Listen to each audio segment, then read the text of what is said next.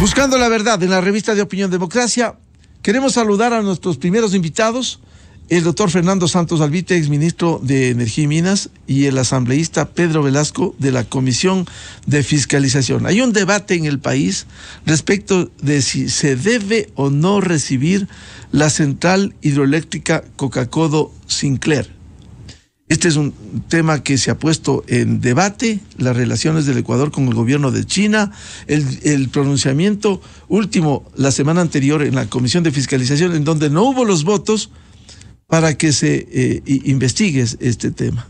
Queda allí las presuntas irregularidades que presentara el hasta hoy presidente de la Comisión de Fiscalización, Fernando Villavicencio. A propósito de ello, antes de darle la palabra a nuestros gentiles invitados, un resumen del argumento de Fernando Villavicencio.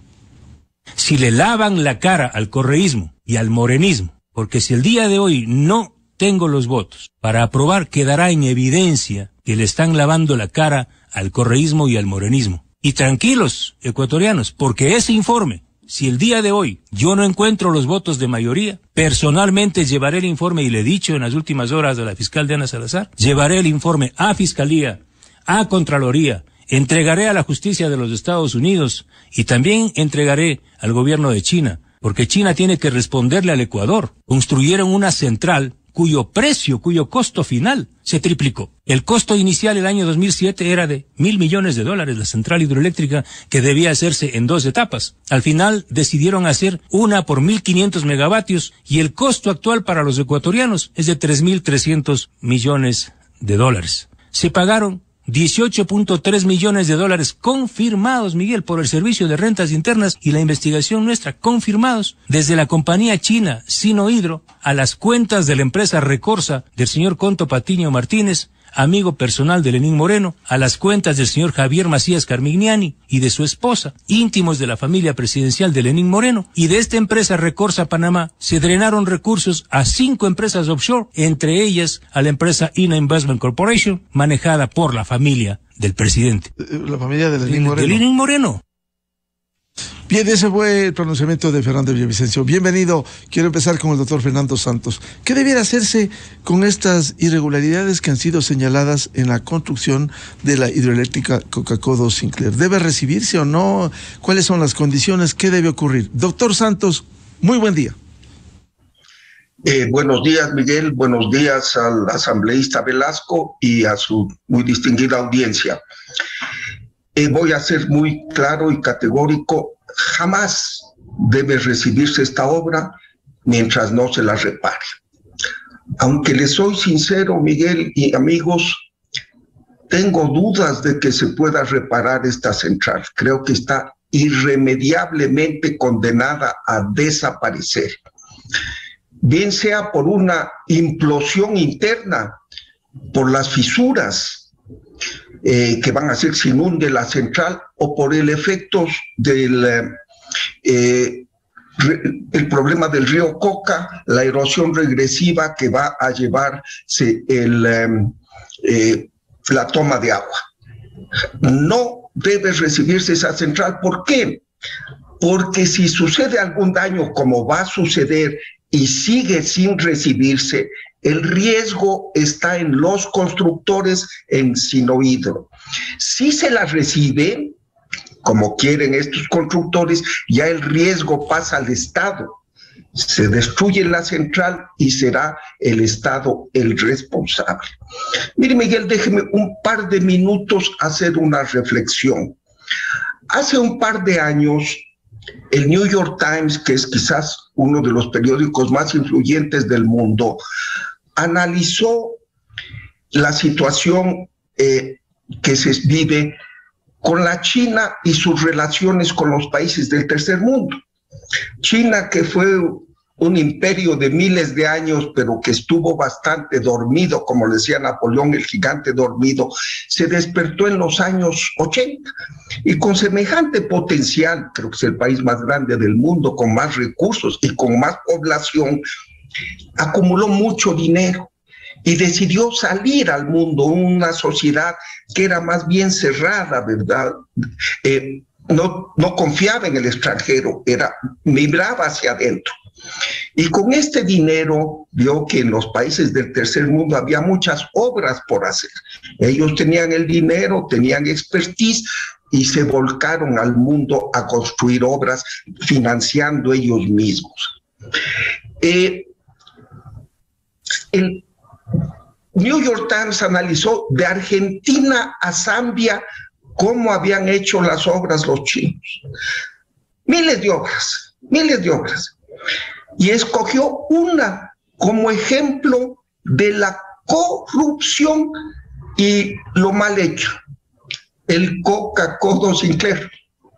Y sacó un artículo, y yo conozco porque me entrevistaron a mí, le entrevistaron al ingeniero René Ortiz, el periodista, el señor Chris Kroll, que es la estrella del New York Times en asuntos internacionales, vino al Ecuador, se pasó como 15 días, casi le da un infarto al ver lo terrible que habían aprovechado los chinos de un pobre país como el Ecuador para hacer esta obra tan mal hecha, a semejante costo, en semejante sitio, al lado de volcanes, en una zona sísmica, con un acero de tan ínfima calidad, que ya vino mal soldado de China y de mala calidad, que cuando llegó ya tenía 5,000 fisuras. Hoy tiene 20,000 fisuras y las fisuras se presentan 10 por día. Ya el agua está saliendo de las tuberías y pronto inunda la central. El río se está llevando a la tomba de agua y encima quieren cobrarnos 3,000 millones. Pero por favor, jamás debe recibir esta obra. Decirles a los señores chinos, llévese su obra, no les pagamos un centavo y ustedes arreglen. Veo que el SELEC, no quisiera entrar en el trabajo de la comisión, porque está aquí el honorable Velasco y le explicará, pero veo que el SELEC se ha tomado una actitud firme, ha dicho, no vamos a recibir esta obra. Además, Miguel, tenemos, Dios a veces se acuerda del Ecuador, una gran ayuda. Causó tal indignación este artículo del New York Times que el gobierno de los Estados Unidos está respaldando al Ecuador en esta cruzada por la justicia de no recibir este elefante blanco.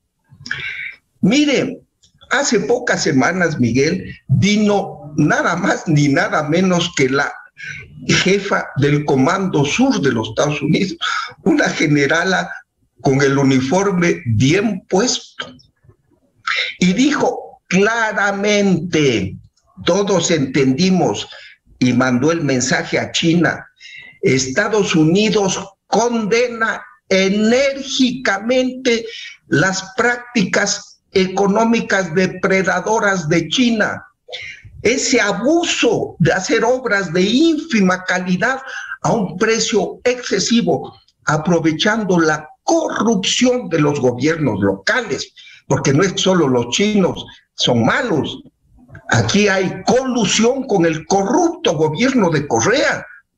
Ellos llevaron las coimas y en China llevaron coimas, le cuento una cosa, y les fusilaron a quienes intervinieron en esta obra, pero claro, no ha traslucido al Ecuador. Entonces el gobierno de Estados Unidos, por boca de esta generala, le dijo al Ecuador, estoy con ustedes, Ecuador, pónganse firmes, no acepten esta obra. Y veo también que el SELEC le ha pedido al Cuerpo de Ingenieros de los Estados Unidos, que es un organismo de una expertise y de una seriedad sin tacha, que nos ayuden y que identifiquen las fisuras y vean si es posible reparar. Yo creo que no hay cómo reparar, demasiadas son, pero por lo menos no recibir la obra tiene que ser una consigna nacional. Y obviamente castigar a los sinvergüenzas correístas corruptos que recibieron coimas por hacer esta obra mal hecha. No se puede recibir, es mi opinión, Miguel. Bien, quiero dar la bienvenida al asambleísta Pedro Velasco, quien ha estado en este proceso. Hay que resaltar los votos que, si bien no se logró en la votación final, respecto de este informe, sobre el Coca-Cola Sinclair. Sin embargo, hay que resaltar y que nos explique, asambleísta Velasco, en qué condiciones de lo que se ha investigado en la Comisión de Fiscalización, cuáles son los mayores inconvenientes que encontraron en estas irregularidades. Muy buen día, asambleísta Velasco. Buenos días, señor Rivadeneira, doctor Santos, un gusto compartir con usted este panel. Hace 1 año y 3 meses aproximadamente, en el mes de junio del año 2021, por iniciativa de la Comisión de Fiscalización presidida por el colega Fernando Villavicencio, nos trasladamos al sitio mismo de la obra donde se levanta esta mega obra denominada en ese entonces la Central Hidroeléctrica Coca-Cola Sinclair. Y es importante que se realice estas visitas para conocer de cerca los problemas que presenta una obra tan anunciada, con una generación de 1.500 megavatios en ese entonces, con una vigencia de duración de 50 años. Y ya en esa visita que hicimos in situ, se detectó cerca de 8.000 fisuras en ese entonces. Y se nos anunciaba por parte de los responsables de SELEC, de los técnicos que manejan esta central hidroeléctrica, que se habían intentado por muchas ocasiones solucionar los problemas técnicos, es decir, soldar las fisuras que se evidenciaban a simple vista. No se necesitaba ser técnico ni llevar un microscopio para mirarlas. A simple vista, ingresando apenas a los distribuidores o caracoles, se evidenciaban estas fisuras. Y nos comentaron que en vez de solucionarse los problemas, cada día, como bien lo manifiesta el doctor Santos, iban apareciendo más fisuras, más fisuras.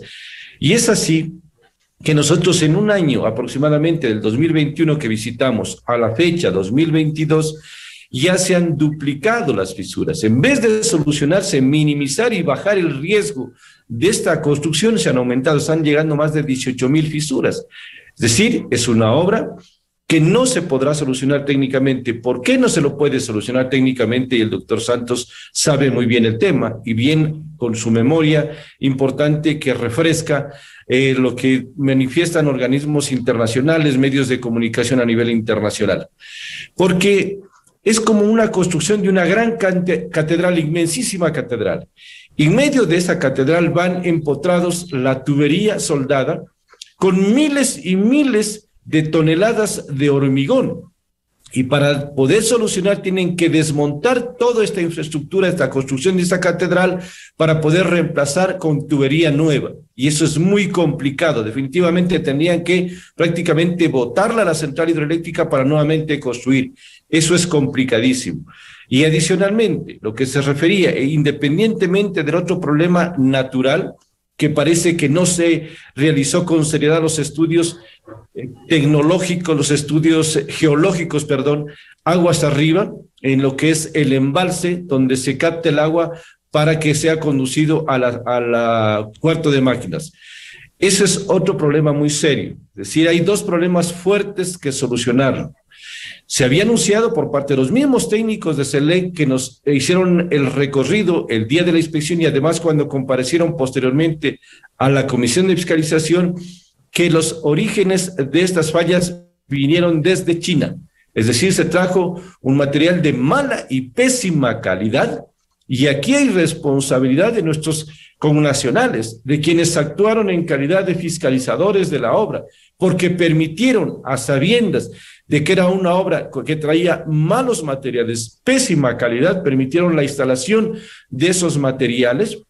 Y es más grave todavía, a sabiendas de las fisuras, autorizaron una recepción provisional. Eso es no dolerse del Ecuador, eso es no dolerse del país. Aquí no hay generosidad del gobierno chino. Aquí no es que nos están regalando los recursos económicos, no son recursos no reembolsables. Son recursos que a la postre los ecuatorianos hemos tenido que pagar y tendremos que seguir pagando por mucho tiempo, y que hemos comprometido precisamente el principal ingreso que tenemos los ecuatorianos, que es el petróleo.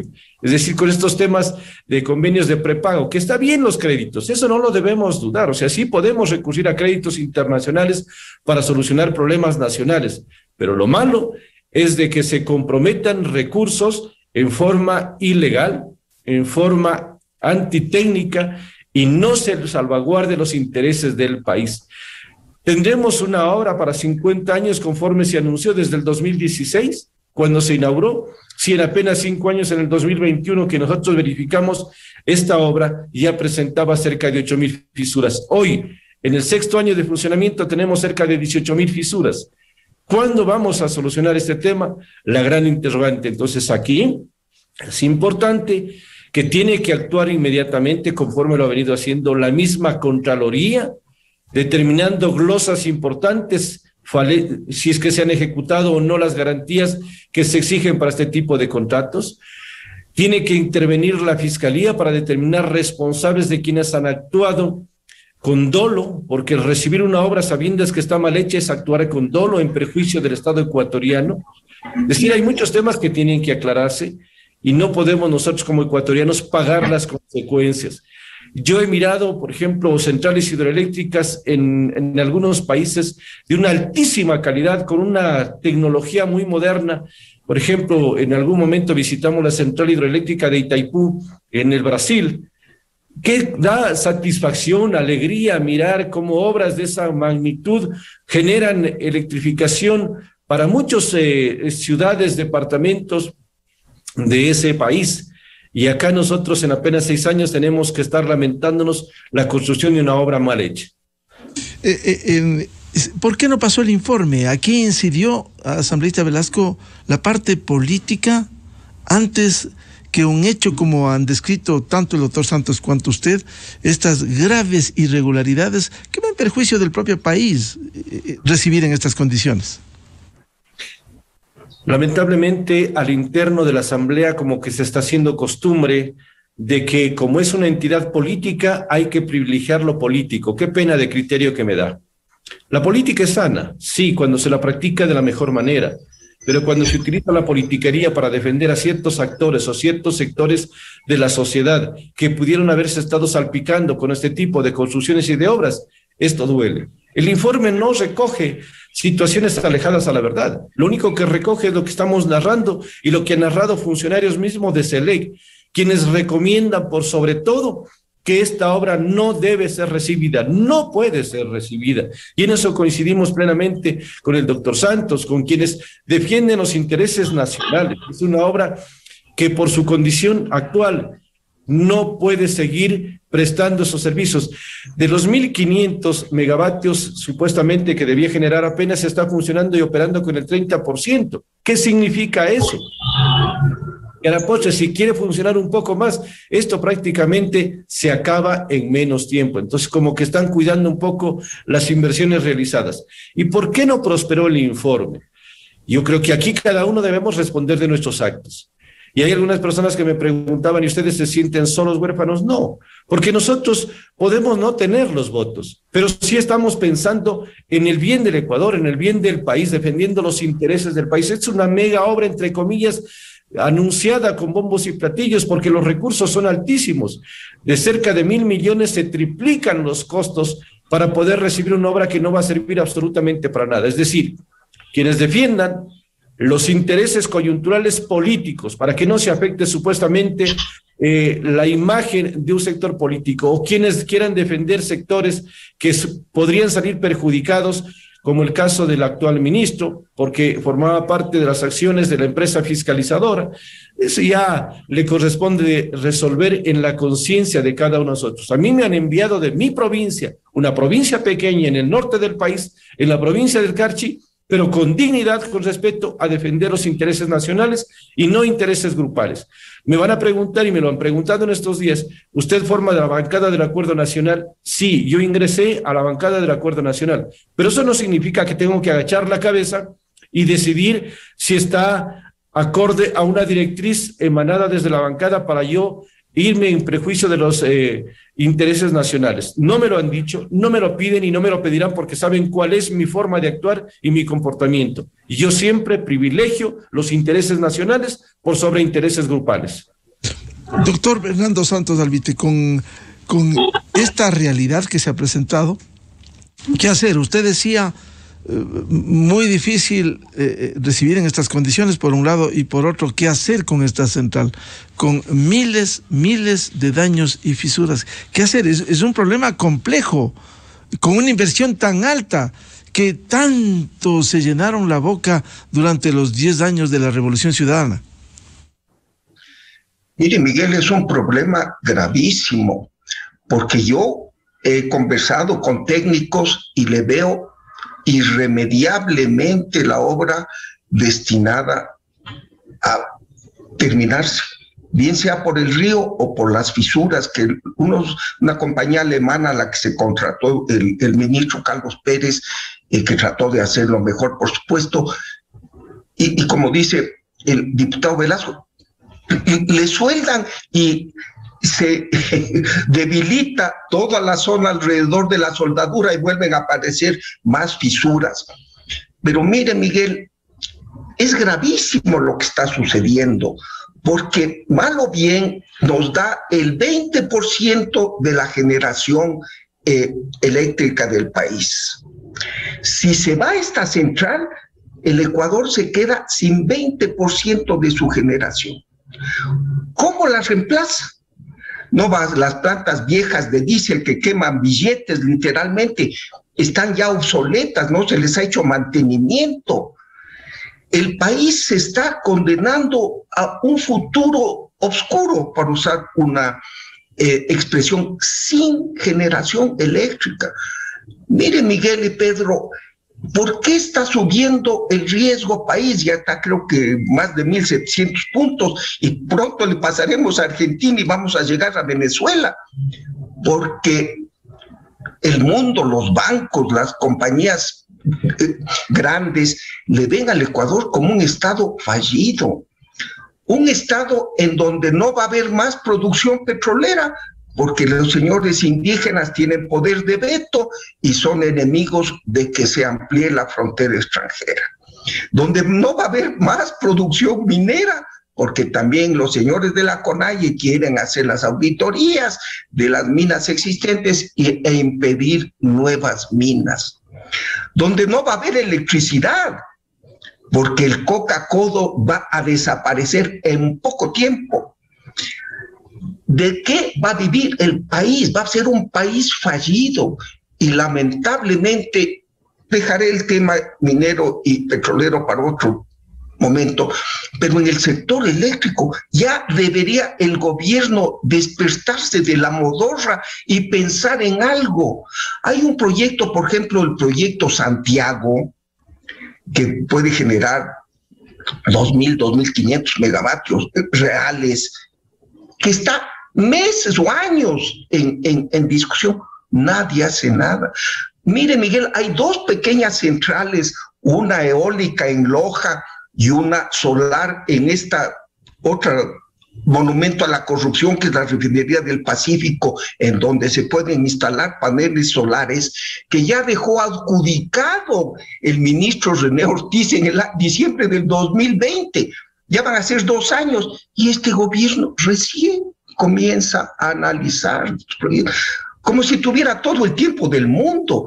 Hacer una central, reemplazar el Paute, que 500, 600 megavatios es lo máximo que da sostenidamente, pero es importantísimo para el consumo, toma años. Hagamos algo. Obviamente, castiguemos a los sinvergüenzas correístas corruptos, porque aquí hubo corrupción para hacer esa obra. No se hizo una licitación, sino que a dedo se le hizo. Y le voy a decir una cosa, Miguel. Esta corrupción no es del nuevo gobierno chino. China comenzó su apertura hacia el mundo y volcarse especialmente a los países en desarrollo para hacer estas obras mal hechas, con coima y pésima calidad, con el gobierno anterior. El actual primer ministro de China es un hombre que quiere cambiar esta China, la China que comenzó corrupta, torcida, y ponerla en la senda seria. Por eso le voy a decir una cosa, Miguel, que el país quizás no se dio cuenta. Vino el primer ministro de China, porque es una obra importante, ¿verdad? Pero no quiso ir personalmente a la inauguración. De lejitos nomás se quedó en Quito, no quiso ir. Además, ya habían castigado en China a muchos que recibieron coimas en esta central. Aquí en el Ecuador todavía no. Entonces, por un lado, arreglar este problema. la justicia, llevarlos a la justicia ecuatoriana, a la justicia americana, porque lavaron mucho parte de este dinero en los Estados Unidos y es la única que actúa, pero también despertarse del sueño en que está el gobierno y pensar cómo reemplazar estos 500, 600 megavatios que se van a ir irremediablemente en poco tiempo. El país no va a volver a los apagones. Yo tengo época, usted también tenemos la edad, Pedro quizás es más joven que nosotros, cuando había apagones de 8 o 10 horas en Quito, y eso nos va a suceder cuando se vaya el Coca. Así es que rápidamente, castigo a los sinvergüenzas, corruptos, correístas que hicieron esta obra y pensar en el reemplazo inmediato, no seguir en esta modorra. Asambleísta Velasco, en la Comisión de Fiscalización termina con esto luego del anuncio del presidente de la Comisión de presentar a la Fiscalía. La Asamblea no podrá hacer nada. Penosamente esa asamblea, hay que decirlo, salvo excepciones, como siempre lo repetimos, impresentable, mediocre, se va a tragar, va a quedarse sin analizar, sin que haya impacto de esta investigación que ha hecho la comisión, entre ellos usted, asambleísta Velasco. A mí me preocupan los argumentos expuestos por ciertos colegas asambleístas el día de la reunión en la que se votó sobre el informe de Coca-Cola Sinclair, que los resultados son de dominio público. ¿Cuál fue el argumento de peso? Que la central hidroeléctrica debe ser recibida, porque caso contrario el país se va a quedar a oscuras. O sea, nosotros estamos con esos argumentos peregrinos. Ni un niño de kinder puede sostener esa argumentación, es decir, vengan, inviertan, hagan pésimamente la obra, llévense en los recursos económicos de los ecuatorianos, alimentemos entonces la corrupción y no pasa nada. Lo importante es que se haga supuestamente la obra. Así no funciona este país y no debe funcionar.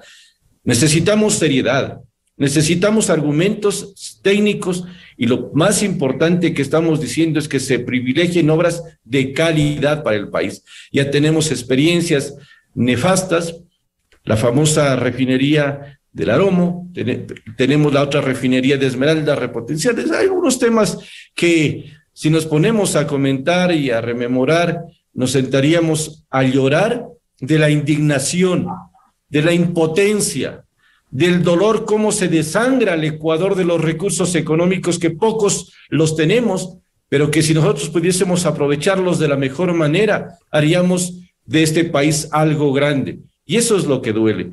Pero no nos quedamos ahí. Yo pienso que el ser humano no puede quedarse lamentando y nosotros en el interno de la Comisión de Fiscalización, como decía hace un momento, no importa a veces la soledad, a veces es más importante, porque lo hace reflexionar, lo hace madurar y lo hace entender la realidad del país. Hemos decidido el día viernes, firmamos prácticamente este respaldo del informe conjuntamente con el colega asambleísta Segovia y Fernando Villavicencio, y el día de ayer presentó Fernando en la Fiscalía lo propio a la Contraloría y a los organismos internacionales. Es decir, nosotros estamos cumpliendo nuestro rol. Nuestro rol llega hasta el control político, hasta la fiscalización, y de ahí tienen que intervenir los demás organismos técnicos, hacerlo de la manera más responsable, es decir, Contraloría, determinar cuáles son los responsables. Hay indicios de responsabilidad penal, civil, trasladarlo a la Fiscalía para que inmediatamente actúen los operadores de justicia. Y aquí también interviene la Procuraduría, porque se habla de un arbitraje que se está llevando en marcha a efectos de que no seamos siempre los que perdemos. Porque esa es otra preocupación, es decir, nosotros entramos a arbitrajes, a mediaciones internacionales y lastimosamente parece que estamos siempre condenados a eso, todavía a resarcir daños y a hacer pagos todavía más de lo que debemos. Ya es hora de que el Ecuador esté protegido por todas las instancias. Y aquí hemos visto en buena hora una reacción positiva del pueblo ecuatoriano, del pueblo llano, de quienes sí queremos al Ecuador, en el sentido de apoyar esta labor de fiscalización y combatir la corrupción, porque no nos queda otro camino. Consecuentemente, con estas condiciones, doctor Santos, se cierra este capítulo y ahora viene el desafío. ¿Esto no puede complicar al sistema eléctrico nacional el que funcione en estas condiciones luego de esta enorme inversión? Terriblemente, Miguel, terriblemente. es el 20% de la generación y además no soy técnico, pero se necesita equilibrar todo el sistema, tiene que ser armónico, todas las centrales en el círculo del país tienen que cada una para mantener el equilibrio, el generar, se va esto. Además, fíjese, se hizo esta obra para usar una gran parte de la electricidad para la operación petrolera en el oriente. En el oriente, increíblemente, en el ITT, que es el fin del país, se utiliza todavía generación de diésel. Se compra diésel en Houston, se lo transporta por el Atlántico, se lo pasa por el canal de Panamá, se lo descarga en Esmeraldas y se lo lleva al oriente por el río Napo en barcazas. Es un diésel que cuesta $150 el barril, $5, $4.50 el galón. Y esa es la generación que se quería sustituir con la generada por el Coca-Cola Sinclair, pero no da.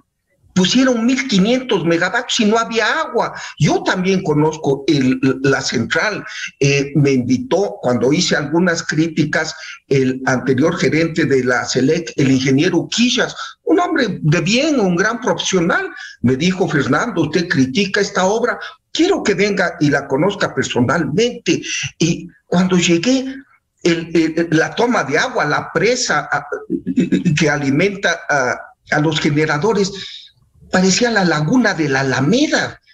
Yo digo, aquí 1.500 megavatios, pero ni bajando Jesucristo. Y así la inauguraron, y lamentablemente todo el plan de electrificación depende de que exista esta central y genere. Y si se va, porque lamento, no quiero ser de mal agüero, pero he hablado con técnicos, es irreparable las fisuras. Cada día hay 10 nuevas fisuras. Son irreparables. El río Coca, el cuerpo de ingenieros de los Estados Unidos ha dicho que máximo en 2 años se lleva la toma. O sea, es una planta que se va a ir por el agua. Obviamente, si sigue en manos de los chinos y no se la recibe, será riesgo de ellos, ¿verdad? Y veremos cómo les cobramos. Pero el daño que se ha hecho, y esta era la central famosa, la joya de la corona, y el Ecuador iba a exportar. Son tan sinvergüenzas estos correístas que dicen que se exporta a Chile. ¡Mentira! ¡Mentira! Si no hay las líneas de conexión, que se exporta al Perú. ¡Mentira! Se exporta un poquito a Colombia de otras centrales cuando Colombia tiene alguna necesidad, marginalmente. Y son tan sinvergüenzas, perdón la expresión, que le oí de casualidad en estos mensajes que manda el prófugo de Bélgica. Se reparará esta central como si fuera de cambiar la llanta de un auto que se le bajó, ¿no? Esto es irremediable y el daño presente y futuro va a ser terrible. Vuelvo a repetir, Miguel, se va el 20% de la generación y el país se va a hacer el Haití de América del Sur, sin generación. ¿Quién va a invertir en el país, ni locales ni extranjeros, si no tiene usted quiere poner un negocio, un restaurante, y le dicen no hay electricidad para darle? Espérese 5 años que hagamos una nueva central. Entonces, no hay que llorar sobre la leche derramada. Justicia para estos sinvergüenzas y pensar en el futuro del país, que haga una cruzada el gobierno que no ha hecho mayor cosa y diga alguna central. Estas 2 centrales que ya están adjudicadas de Loja, que es eólica, y la de el Aromo, que es solar, acelerarles. Proyectos como Santiago, hay otros proyectos, pero esta inercia, por eso el mundo ya le ve al Ecuador sin futuro. Bolivia, Paraguay, Uruguay, todos los países progresan y nosotros hacia atrás, sin generación eléctrica, destinados a perder la mayor planta generadora por la corrupción con que se hizo. Así es que hay que hacer algo, pues es terrible el futuro del país si ahorita no nos despertamos y tratamos de buscar aceleradamente un sustituto, una nueva central grande que reemplace a esta y haga frente a la demanda que siempre es creciente en el país. Para concluir por ahora, asambleísta Pedro Velasco, con estas condiciones no le queda más a CELEC, como ya se ha pronunciado en buena hora, no recibir, y esto no puede quedar así. Tenemos que respaldar la posición racional, técnica y en defensa de los intereses nacionales de CELEC. La posición es de que no se reciba esta obra en las actuales condiciones como están. Si no hay una reparación que garantice la vida útil de la central hidroeléctrica, sería algo catastrófico. Y como bien se mencionó al inicio de este programa, tendrían que responder quienes autoricen la recepción. No creo que al gobierno, el presidente Lasso, le interese cargarse, perdón el término, el muerto, de algo que viene desde hace muchos años atrás. Más bien, él debería dar las directrices radicales, tajantes. Obra que está mal construida, cualquiera que sea, no puede recibirse y respondan quienes tienen que responder. Pero lo grave, señor Rivadeneira y doctor Santos, lo que se pretendió hacer la semana anterior, o sea, quienes votamos a favor del informe, porque se cuiden los intereses nacionales, como que somos los responsables, como que pretendieron hacernos señalar con el dedo diciendo entonces, si no reciben la obra, entonces prácticamente el país se queda sin energía eléctrica. Se queda, pero por la irresponsabilidad de quienes diseñaron, porque ni siquiera se actualizaron estudios, y usted lo sabe, doctor Santos, que es un diseño que tenía muchísimos años atrás.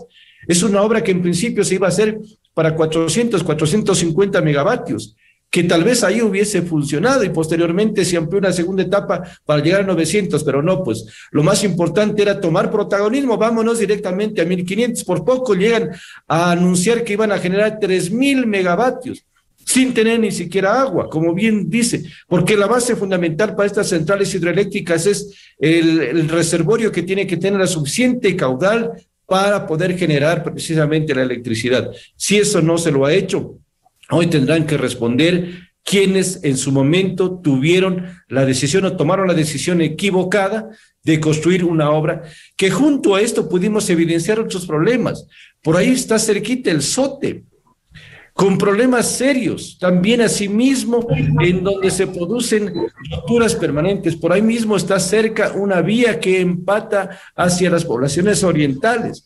Es decir, no solamente el tema de la obra de la central hidroeléctrica, son otras obras paralelas, y lo más grave, que hay comunidades, poblaciones asentadas en la parte baja del reservorio, de la toma de agua, en donde estarían inclusive con el inminente riesgo de que puedan desaparecer. Eso es mucho más grave y la población está alerta y pendiente de las decisiones que se tomen. Es decir, aquí es un problema macro, es un problema serio. No hay que tomarlo así tan a la ligera, porque hay algunas personas que quieren minimizarlo y decir, no, es un informe más, no pasa nada, no tuvieron los votos, como que se pueden estar frotando las manos de que supuestamente salieron victoriosos en una votación. El país es el que está perjudicado y nosotros no podemos tolerar que haya más indolencia de este tipo de proyectos, de este tipo de obras, porque son recursos de los y las ecuatorianos. En definitiva, en el país no puede permitirse estos hechos como ocurriera durante el correísmo en esa década perdida. Por ello, con tanto discurso y con tanta mentira que se escucha, especialmente en la Asamblea Nacional, recordar ese pensamiento de ese gran filósofo español, Miguel de Unamuno: no es raro encontrarse con ladrones para que no les hagan sombra y no les hagan competencia. Esa fue la realidad. Bien, seguiremos hablando de los temas del sector energético. Muchas gracias al exministro Fernando Santos y al asambleísta Pedro Velasco. Muy amables por su valioso aporte. Gracias, buenos días. Muchas gracias. 20 minutos en el territorio continental ecuatoriano. Pausa publicitaria y ya volvemos con este hecho del día lunes. Muy importante, el decreto 571 del Ejecutivo, que cesó en funciones a los delegados impresentables del sector empleador y del sector de los trabajadores al Consejo Directivo del Seguro Social Ecuatoriano tan vapuleado durante las últimas décadas.